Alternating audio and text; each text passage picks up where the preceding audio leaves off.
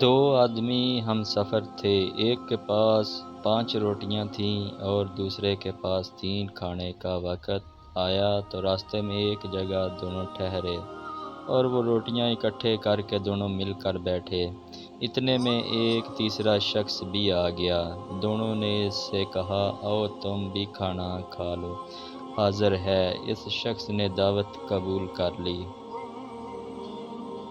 اور وہ بھی ان کے ساتھ کھانے میں شریک ہو گیا، اور پھر تینوں نے مل کر وہ روٹی کھائی۔ کھانا کھانے کے بعد وہ تیسرا شخص اٹھا اور 8 درہم ان کو دے گیا اور کہہ گیا کہ آپس میں بانٹ لینا۔ چنانچہ جب وہ دونوں 8 درہم کو بانٹنے لگے تو 5 روٹی والے نے کہا کہ میری 5 روٹیاں تھیں، میں 5 درہم لیتا ہوں، اور تیری 3 روٹیاں تھیں تو 3 لے۔ روٹی والے نے کہا، 3 روٹی والے نے کہا، ایسا ہرگز نہ ہوگا، بلکہ یہ آدھے درہم میرے اور آدھے درہم تیرے۔ ہم دونوں نے مل کر روٹی کھائی ہے، اس لیے دونوں کا حصہ بھی برابر ہوگا۔ دونوں میں تکرار بڑھ گئی اور پھر دونوں اپنے اس جھگڑے کا فیصلہ کرانے حضرت مولا علی رضی اللہ تعالیٰ عنہ کی عدالت پہنچے۔ حضرت نے سارا قصہ سن کر 3 روٹی والے سے فرمایا، تمہیں اگر 3 درہم ملتے ہیں تو 3 ہی تمہارا فائدہ اسی میں ہے، ورنہ اگر حساب کر کے لو گے تو تمہارے حصے میں صرف 1 درہم آتا ہے۔ وہ حیران ہو کر بولا، میرا 1 درہم؟ بھلا یہ کس طرح ہو سکتا ہے؟ مجھے یہ حساب کر کے سمجھا دیں تو میں 1 ہی لے لوں گا۔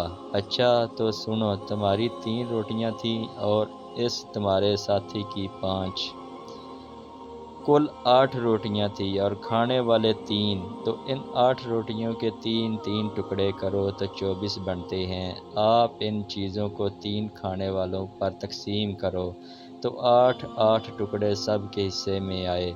اپنی تینوں نے 8 ٹکڑے کھائے، 8 تم نے، 8 تمہارے ساتھی نے یہ، اور 8 تمہارے مہمان نے۔ اب سنو کہ تمہاری 3 روٹیاں تھیں، ان 3 روٹیوں کے 3 ٹکڑے کریں تو 9 ٹکڑے بنتے ہیں، اور تمہارے ساتھی کی 5 روٹیاں تھیں، ان 5 روٹیوں کے 3 ٹکڑے کریں تو 15 ٹکڑے بنتے ہیں۔ تو تم نے اپنے ٹکڑوں میں سے 8 خود کھائے اور تمہارے ساتھی نے اپنے 15 ٹکڑوں میں سے 8، اور اس کے 7 ٹکڑے بچے جو مہمان نے کھائے، لہذا 7 درہم اس کے ہوئے۔ یہ فیصلہ سن کر وہ شخص حیران ہو گیا اور اسے 1 ہی درہم لینا پڑا، اور کہنے لگا، اس سے اچھا تو یہی تھا کہ 3 ہی لے لیتا۔